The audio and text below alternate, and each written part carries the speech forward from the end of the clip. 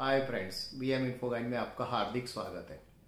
दोस्तों, कई सवाल मेरे पास आते हैं कि क्या मैं जब एयर कंडीशन चलाता हूं तो मुझे उसके साथ फैन चलाना चाहिए कि नहीं, सीलिंग फैन।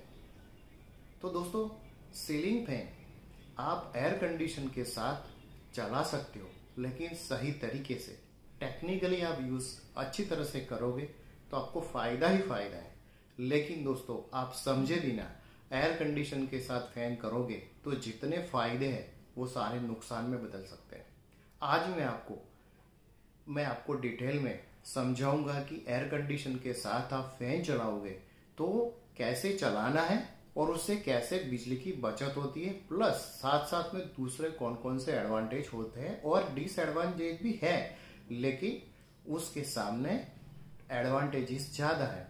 तो दोस्तों, ये वीडियो अंत तक जरूर देखना और साथ में आपको एक टिप्स दूंगा जिसकी वजह से आप अच्छी तरह से एयर कंडीशन के साथ फैन चला के आप बिजली सेविंग भी कर सकते हैं और दूसरा आपके फाइनेंशियल भी आपको बेनिफिट हो सकता है। दोस्तों, अभी तक आपने मेरी चैनल को सब्सक्राइब नहीं किया तो सब्सक्राइब कीजिए, लाइक कीजिए और दोस्तों के साथ शेयर कीजिए। सबसे पहला सवाल कि मैं एयर कंडीशन के साथ फैन चला सकता हूं कि नहीं, तो दोस्तों यस, आप चला सकते हैं। लेकिन सबसे पहले मैं आपको गैर फायदे क्या है उसके बारे में बताऊंगा कि वो बहुत कम है, उसके सामने फायदे ज्यादा है। तो नुकसान की बात करें तो फैन एक वो गर्म हवा फेंकता है, आपको पता है, क्योंकि वो कोई ठंडी हवा फेंकता नहीं है। तो सबसे पहले अगर फैन के ऊपर धूल मिट्टी जमी होगी तो जब एयर कंडीशन के साथ आप फैन चलाओगे तो डस्ट भी वहां जाएगी और डस्ट आपके एयर कंडीशन के फिल्टर में भी आएगी, जिसकी वजह से आपको फिल्टर हफ्ते में एक बार आपको साफ करना पड़ेगा।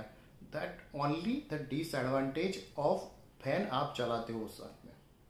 उसके आप फायदे बहुत है, लेकिन आप सही तरीके से चलाओगे। मैंने क्या बोला, सही तरीके से चलाओगे तो आपको फायदे के बारे में बताते हैं कि जब आप एयर कंडीशन चलाते हो और फैन नहीं चलाते तो नॉर्मली आप टेम्परेचर समर में 22 से 24 डिग्री रखते हो।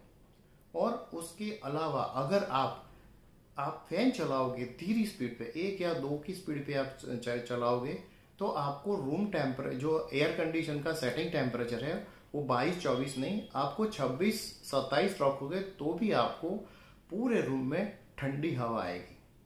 तो अगर 2 या 3 डिग्री टेम्परेचर में आपका सेटिंग कम होता है तो आपका एयर कंडीशन, चाहे इन्वर्टर हो या तो नॉन इन्वर्टर हो, आपकी कम चलेगा, कंप्रेसर कम चलेगा, जिसकी वजह से आपका बिजली का बिल में 12 से 15% डेफिनेटली सेविंग आएगा। लेकिन आप सही तरीके से चलाओगे तो, जो मैं आपको बताता हूँ। कंप्रेस अगर आपको इन्वर्टर वाला होगा तो भी जो कम स्पीड पे चलता है, लेकिन वो स्पीड भी कम हो जाएगी और आपको या तो शायद नहीं चलेगा। तो आपके कंप्रेसर कम चलेगा, कंप्रेसर पे लोड कम आएगा, जिसकी वजह से आपका एयर कंडीशन खराब होने की संभावना कम हो जाएगी, वियर एंड टियर कम हो जाएगा और आप बिजली की सेविंग तो होगी। अभी आपको बिजली की सेविंग ये तरीके से करने के लिए सबसे पहले आपको ये ध्यान रखना है कि आपका जो रूम में एसी लगा है वो एसी लीक प्रूफ होना चाहिए। चाहे नीचे विंडो से या तो आपका जो डोर है वहां से कोई लीकेज नहीं होना चाहिए, या तो कोई ऐसा जगह है जहां पे आपका एयर वेंटिलेशन मीन्स ओपन है, या तो आप बार बार रूम के दरवाजे चालू बंद करते हो, तो आपको ये जो बेनिफिट, सेविंग का बेनिफिट है, वो सेविंग नहीं होगा, क्योंकि आपकी जो ठंडी हवा है वो फोर्सफुली बाहर जाएगी। आपका पंखा चालू है और इसलिए आपका जो कंप्रेसर मीन्स एयर कंडीशन है ज्यादा चलेगा, उसकी वजह से आपको बिजली ज्यादा खपत होगी। तो सबसे पहले आपको टेक्निकली क्या ध्यान रखना है कि आप जब एसी के साथ फैन चलाते हो, आपके इंश्योर करो कि रूम लीक प्रूफ होनी चाहिए। उसके अलावा साथ साथ में कोई जगह पे गैप्स नहीं होनी चाहिए और रूम में दरवाजा मीन्स डोर या तो विंडो बार बार ओपन मत करें, एक ही बार क्लोज कर दें और अगर जरूरत पड़े तो हल्का सा थोड़ा सा ओपन करके आप अंदर एंट्री या तो एग्जिट कर सकते हैं। सो दोस्तों, सेविंग डेफिनेटली होगा, लेकिन सही तरीके से आप करोगे तो।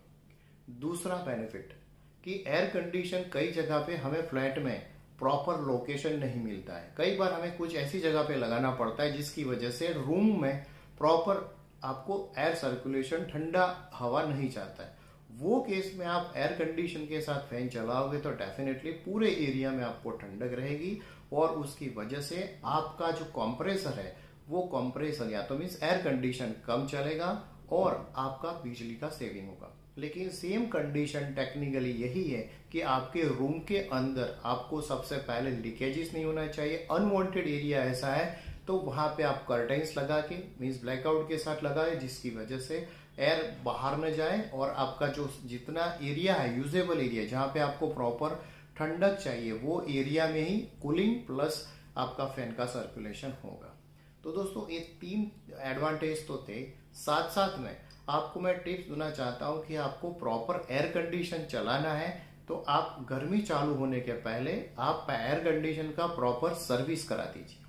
सर्विस कराने के बाद एक और आपको इम्पोर्टेंट चीज ध्यान में रखनी है कि उसका जो फिल्टर है वो आप हर हफ्ते में संडे के दिन डिसाइड करो कि आप उसको निकाल के पानी से साफ कर लो।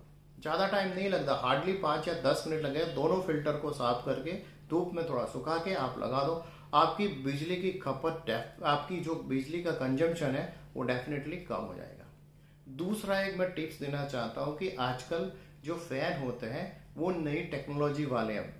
BLDS जो टेक्नोलॉजी है मीन्स उसका जो कंजम्पशन होता है वो बहुत ही कम होता है। 1/3 कंजम्पशन ऑफ आपका अभी जो पहले के पुराने, आज तक मैं 4 या 5 साल पहले के जो फैन है उसकी कंपेयर में अभी जो फैन आते हैं वो फैन जो नई टेक्नोलॉजी वाले होते हैं और उसकी वजह से वहां पे भी आपको बिजली की खपत कम से कम 50 से 60% कम होती है। तो ऐसे आप फैन अगर नया परचेस करना चाहते हो तो ऐसे न्यू टेक्नोलॉजी वाले फैन जो मैं इधर बता रहा हूं वो आप लाइए, जिसकी वजह से फैन में भी आपको एनर्जी कंजम्पशन होता है वो कम होगा और आप फैन के साथ एयर कंडीशन चलाए गए तो ऐसी गर्मी में ज्यादा एयर कंडीशन चलाने के साथ साथ भी आप बिजली की बचत कर सकते हैं।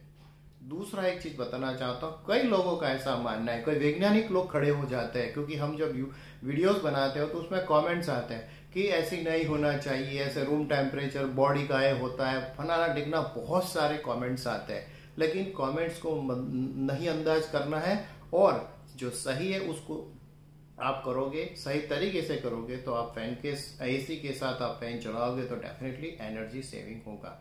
अगर आप फिर भी नहीं मानना चाहते हैं तो मेरी एक गुजारिश है कि आज ही आप एक काम करो, आज पहले दिन आप एयर कंडीशन का टेम्परेचर जो भी रखते थे उससे 1 या 2 डिग्री आप ज्यादा रखो। सपोज कि आप 24 डिग्री या तो 25 डिग्री पे रखते थे, उसकी जगह पे 27 डिग्री रख के आप फैन हल्का सा 1 या 2 डिग्री पे चला के आप देख लीजिए और आप खुद महसूस कीजिए कि आपको क्या फीलिंग होती है। आप अगर ऐसा चाहते हो कि आप बिजली का कंजम्पशन कितना होता है तो रात को आप इलेक्ट्रिसिटी का जो मीटर रीडिंग है वो ले लो, दूसरे दिन आप चेक करो, उसके बाद नेक्स्ट दिन आप पंखा न चलाने के बाद भी चेक करो। दोनों में आप डिफरेंस खुद चेक करके फिर आपको अगर सही में यकीन हो उसके हिसाब से आप करना। ये मेरा मानना है कि डेफिनेटली आपको सेविंग होगा, लेकिन चेक कर देना कि आपके रूम में कोई लीकेजेस नहीं होना चाहिए। दोस्तों थैंक यू वेरी मच और अगर आपको वीडियो अच्छा लगे तो शेयर करना, लाइक करना।